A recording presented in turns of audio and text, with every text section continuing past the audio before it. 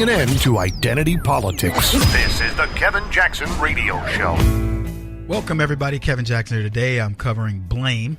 Mozart, Amadeus, he said this: I pay no attention whatever to anybody's praise or blame. I simply follow my own feelings. Wolfgang Amadeus Mozart. And it is so true.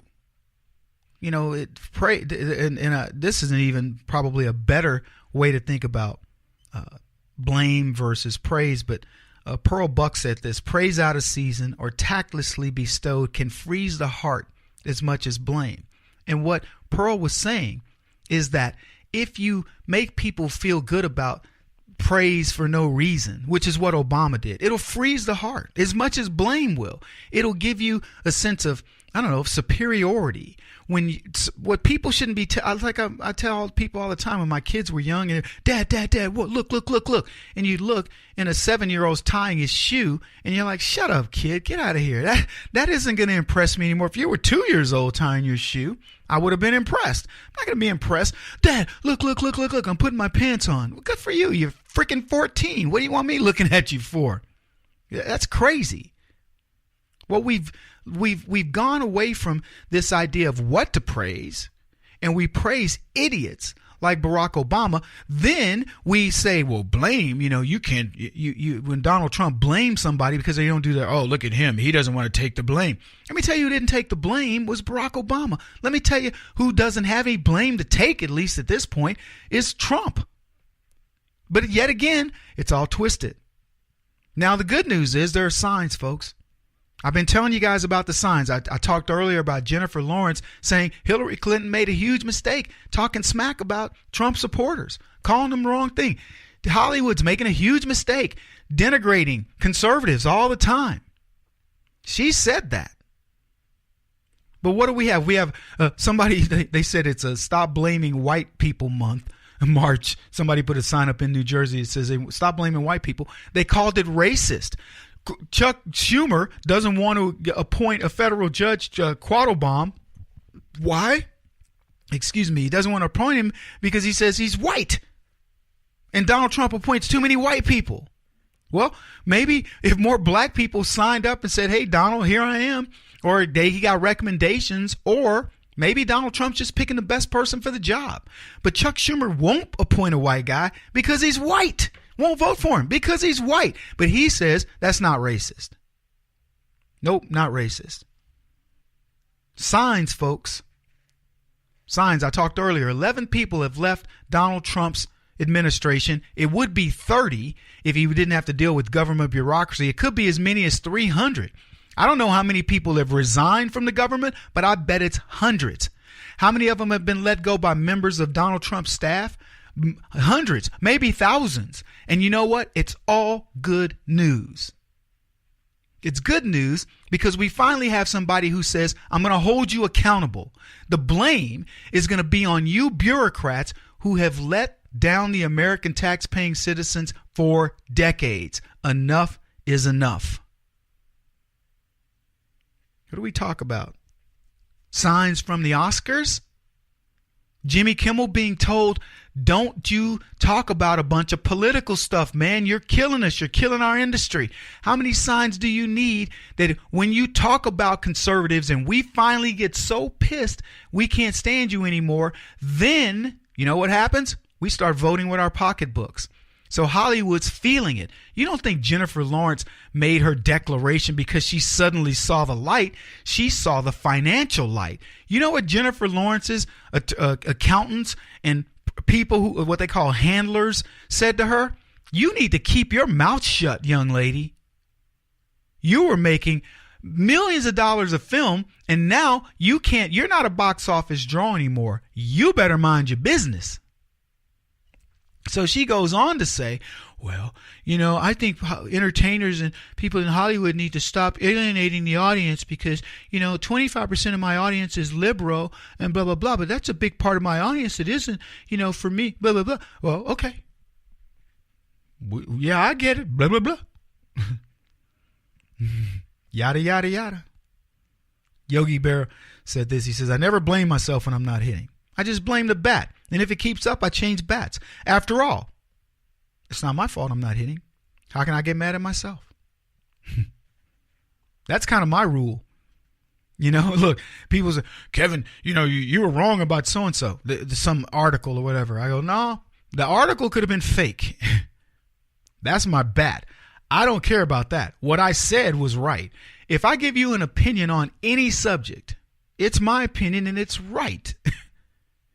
Now, the subject could have been wrong. And people are asking me now, Kevin, what do you think about Trump, saying that Xi should be the ruler for life in China? I don't care what China does. I don't care what Trump says about China. Donald Trump knows, and by the way, I think he would be joking if he said it, but because I don't know the context. But Donald Trump knows there is no leader for life in America. But what you can be is you can become iconic. That's what Reagan was. He's an icon. I've said to many people that remember what I talk about when I talk about Reagan changing, not changing my life, but making me understand what I represented. When he lost and Jimmy Carter went on to win the presidency, Reagan lost the primary and he conceded. And then Jimmy Carter went on to win. And I will never forget that loss because I remember saying that guy, it's not the concession speech of a loser. It's a concession speech of a guy who says, I haven't won yet. And he went on to win and he went on to become an icon. And Donald Trump is saying, I don't have to be president forever. I'll become an icon. Maybe that's what he was saying. I don't know. I didn't see it. But here's what I can tell you. My opinion about it is 100% correct. 100%. Signs, man. That's what we've got. Signs.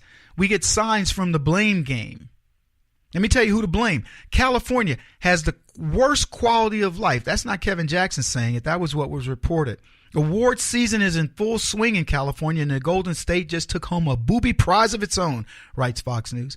California ranks dead last among U.S. states in quality of life, according to a study by the U.S. News, ranking behind New Jersey and Indiana. California, worst quality of life. What has Governor Moonbeam Brown done? He has said California is a utopia. Come here where you can give people AIDS and we won't prosecute you. Come here to our sanctuary state and we will shoot you. If you're a citizen, we will allow illegals to shoot you and get out of jail, even if they've been deported. Come to our state.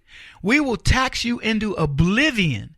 No worries. Come on, bring it on. Come to our state. We will let dope flows freely. In fact, heroin has now become a misdemeanor. I heard this. Somebody told me this the other day. Heroin, paraphernalia, etc. is a misdemeanor. So what you're doing heroin? No harm, no foul. I don't even need to know your pusher or whatever. Just do your thing. And a host of other crazy things. While I was in Oregon, they talked about they had a huge fire up there, if you guys recall. And it's because of all the leftism that won't let them scale back the trees, cut the trees, do controlled burns, things like this. And it's now become a huge issue for Oregon. And not only that, it impacts their lumber industry, their Oregon industry. Quality of life in California, lowest of all. After everything they've done, the multiculturalism they've allowed to come in, all the beautiful things of California, the utopian society that Governor Brown has built, and they say it's the lowest quality of life. People who make $135,000 a year living below the poverty line. Did you guys see this? In Sunnyvale, California, a house that's like 1,200 square feet, not even that much, 800 square feet. It was very small. Sold for $2.4 million. You got to see this house. Go look it up. Most expensive piece of property, I think they said in America, $2,300 a square foot. Higher than in New York, Manhattan, in the best buildings. $2,300 something bucks a square foot. If you see this house, it'll blow your mind. It is, let me put it to you this way. In Texas, that house is $60,000 to $70,000. Practically anywhere. It would be a what you call a teardown. That's certainly what it is in California. But the land value has become so precious in Silicon Valley that house is worth that much money. Do you really believe that's the case?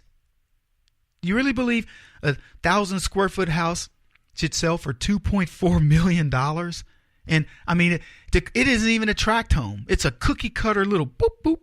I mean, there's nothing to it. You go look at the picture, you see what I'm talking about. They said California scored poorly in part because they're simply insufferable. In addition to a healthy environment, a person's quality of life is largely a result of their interactions with those around them. One way to measure the quality of life is whether residents can afford to have a roof over their heads, and by that standard, California is failing. He won't stop until he's the top-rated radio talk show host in America. What kind of weird competitive freak are you? This is the Kevin Jackson Radio Show.